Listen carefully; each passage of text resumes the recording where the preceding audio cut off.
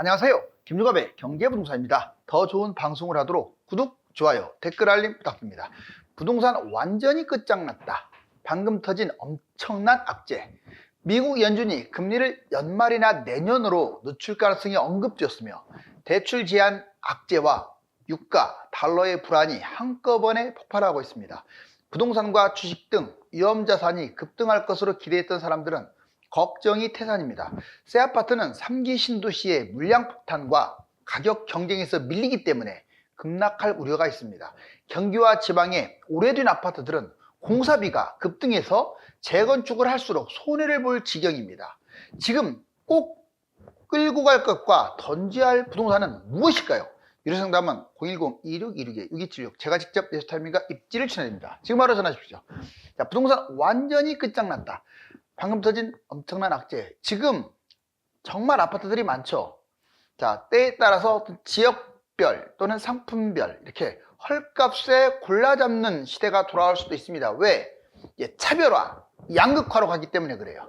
자, 이게 부동산 끝장났다. 오늘 이거 상당히 중요한 뉴스예요. 파월이 올해 말에 기준금리 인하 가능성이 더 높다.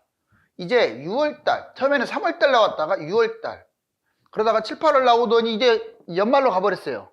그리고 이것도 내년에 올릴 수도 있다, 이런 말들이 나옵니다.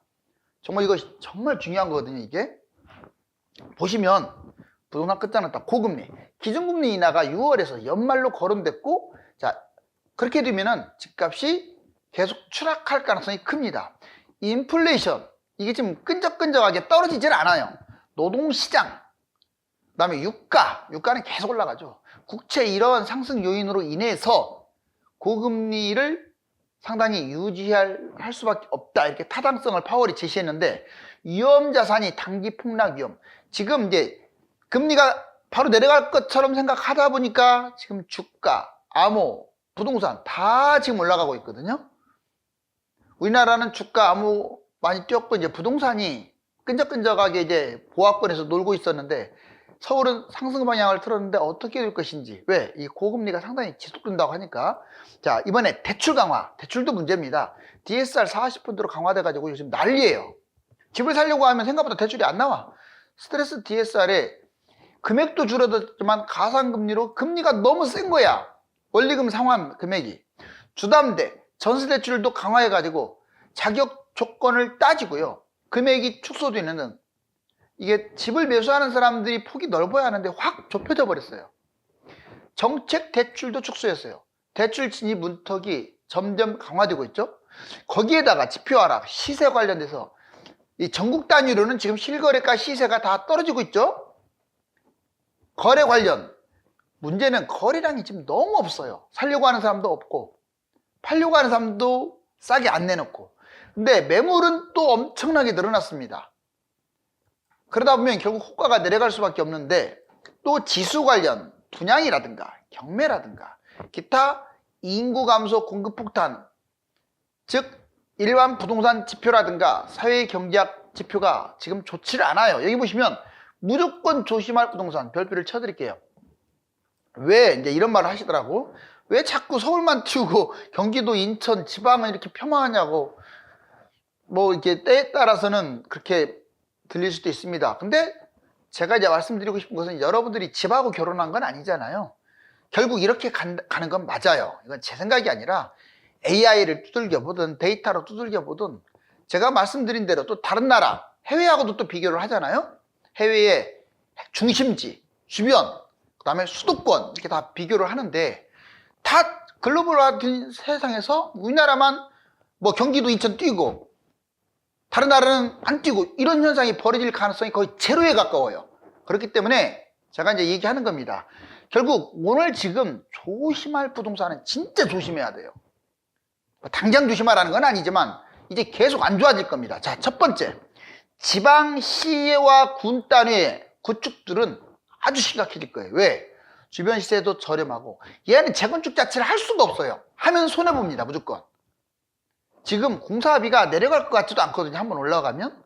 그렇다고 주변에 지방의 시군에 새 아파트가 가격이 비싸냐?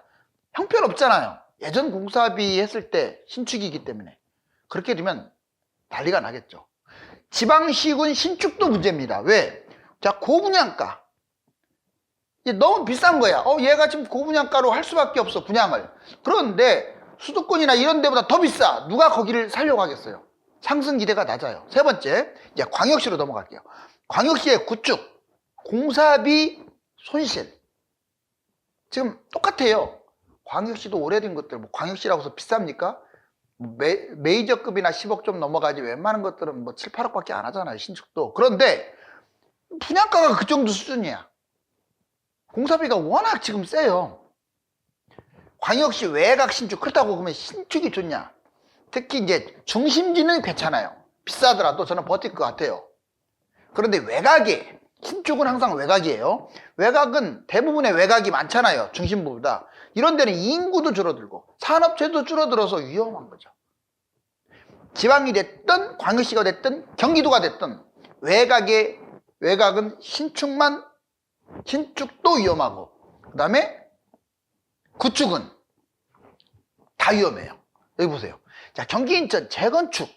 지금 경기도나 인천의 그 재건축 아마 재개발은 조금 나아요. 그래도 재개발은 아파트를 부수고 뭐 하는 것보다는 돈이 좀 덜 들어가니까 그래도 타격이 있겠죠. 공사비가 올라가면.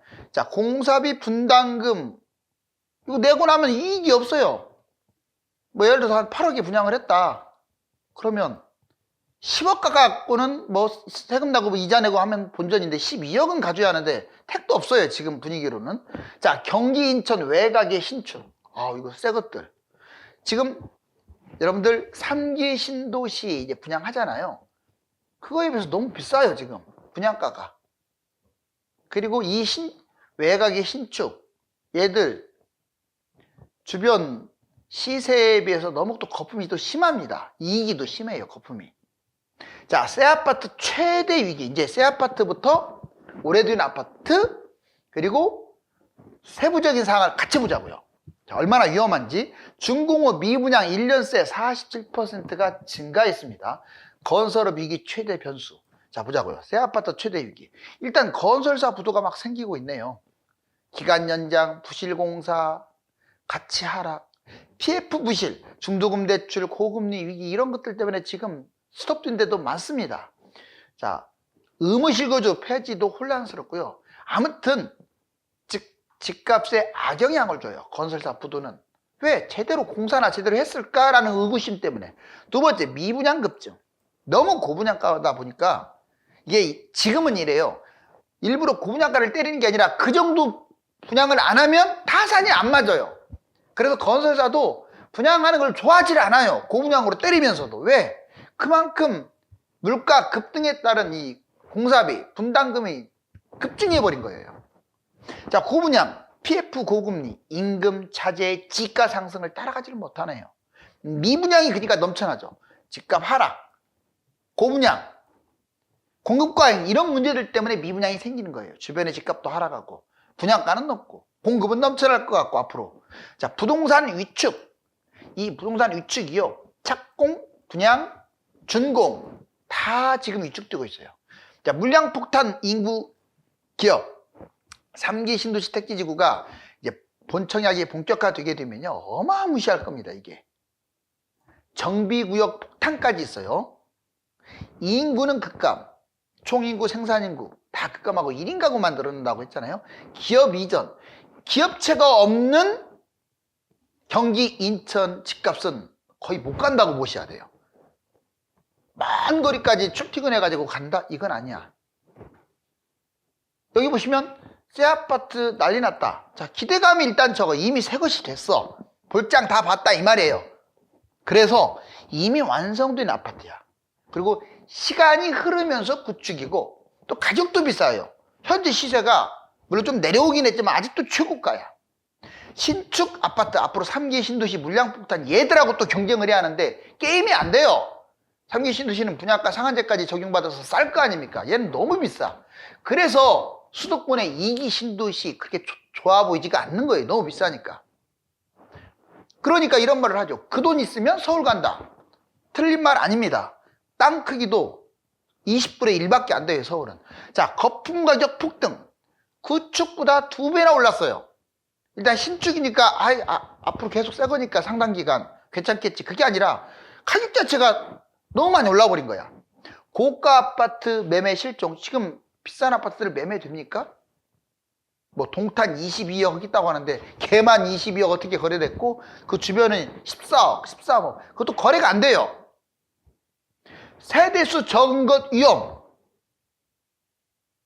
세대수 적은 것들은 진짜 위험하겠죠.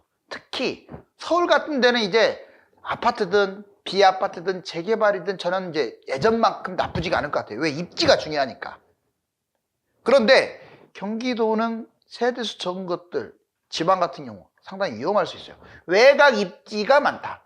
자, 지금 새 아파트 대부분 보세요. 외곽이 많아요. 신도시 특기지구, 특히 2기 신도시가 외곽이 많아요. 입지 소유 지역도 많아요. 별로 가고 싶지 않은 곳들. 난개발, 도시개발, 차라리 신도시면 좋은데, 택지지구면 좋은데, 그냥 뭐 도시 주로, 자, 도시개발 이런 말 들어보셨죠? 그런 곳들이 난개발이 많아요. 비싸기만 하고. 상한제 제외, 고분양가. 영끌 갭 투자도 많았습니다. 아직도 물려있죠. 전세가 높아서 갭 투자를 했던 분들이. 젊은 층, 그리고 PF 건설사 부도 위험, 미분양 할인 떨이. 만약에 지금 미분양을 잘못 잡게 되면 나중에 할인 떨이 분양할 수도 있어요. 보통 떨이 분양이 최소 20%에서 30% 선에서 해요. 예를 들어서 뭐 10억에 분양했다. 그럼 2, 3억 떨이 한다고요. 자, 3기 신도시가 비싼 새 아파트 붕괴시킨다. 바로 그거예요. 여기 보세요. 파란 원이 서울인데, 자, 이 지금 초록색 원이 3기 신도시 상당 부분이 이 안으로 들어와 있어요. 물론 밖에도 있습니다. 3기 신도시 밖에도. 근데 이번 3기 신도시의 특징은 2기 신도시보다는 안쪽, 더 입지가 좋은 곳들이 좀 더 많아요. 신도시만 따지지 말고 택지지구까지 따져야 돼요. 한 50군데 되죠. 여기 보세요. 2기 신도시가 이렇게 많습니다. 자, 3기 신도시 주로 서울 주변으로 많잖아요. 나중에 발표된 것들은 외곽이 좀 있고. 그러면 자, 이 서울은 땅이 워낙 좁아서 뭐 새거든 헝거든 아파트가 아니든 뭐든 간에 저는 장기적으로 좋게 봐요. 해외가 그러니까. 그런데 그 외에는 땅이 20배나 커요. 인구는 조금밖에 많지 않으면서. 뭐 여러분들 경기 인천이 서울보다 인구가 2배 많은 게 아니에요.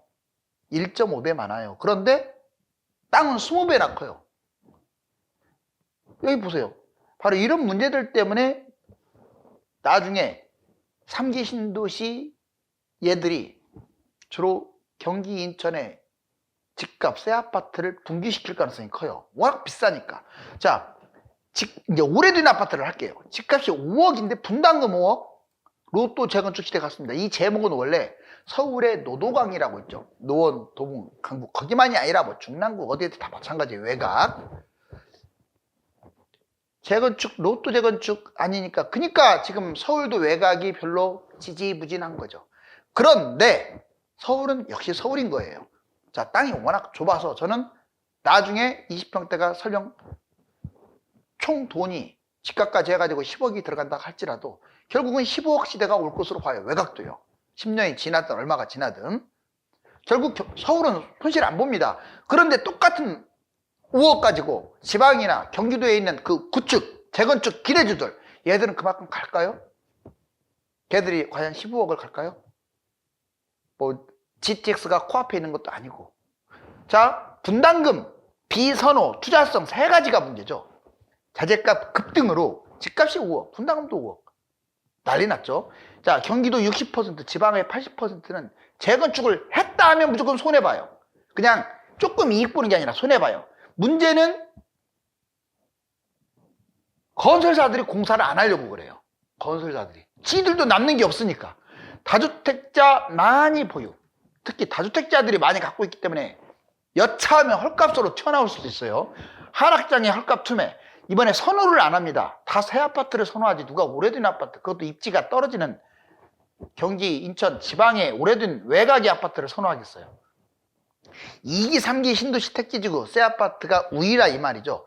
자, 구축 아파트 올수리 비용만 해도 5천에서 1억이 들어가는데 이걸 전체 부숴가지고 지는다고 생각해 보세요. 얼마나 돈이 많이 들어가겠어요. 자, 투자성, 갭 투자 시에 전세가도 낮아요. 그래서 투자 금액이 가성비가 낮다. 자, 집값 상승장에 신축에 비해 상승폭이 덜하겠죠. 왜? 구축이 더 많으니까. 신축도 남아도는 세상에 구축이 거래나 줄까요?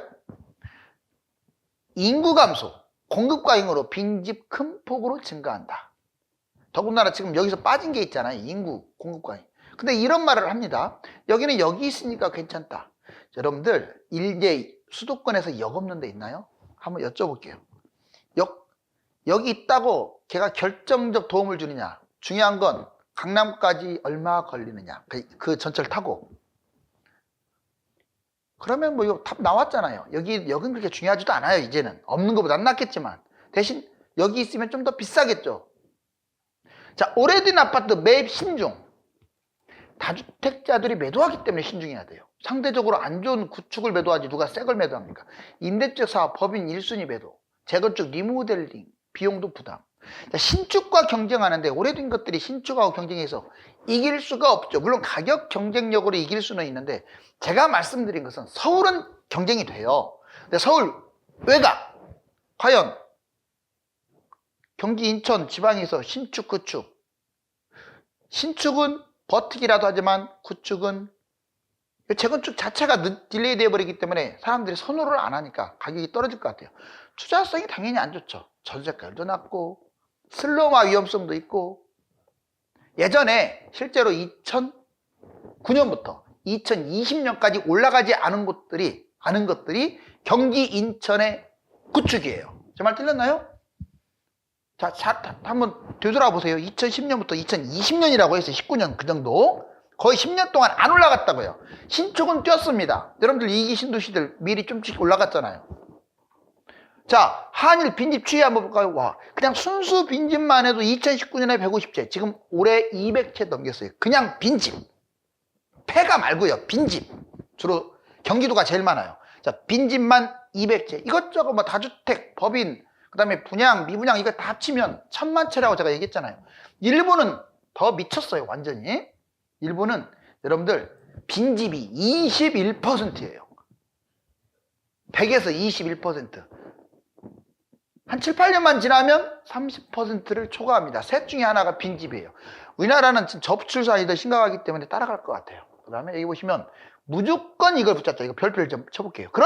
그래서 어떻게 하라고? 자, 알려드릴게요. 우선 비싼 것부터 싼 곳으로 한번 넘어가 볼게요.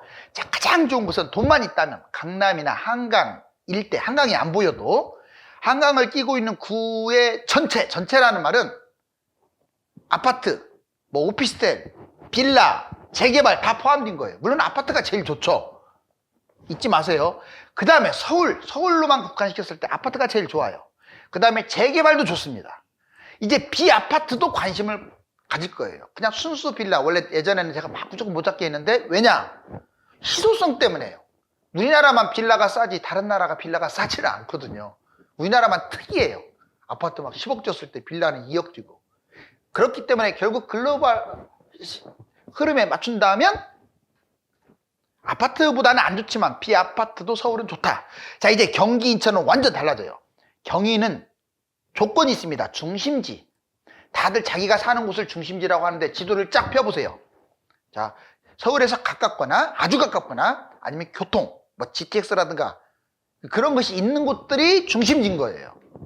그런 거 없으면 다 주변이 더 많죠.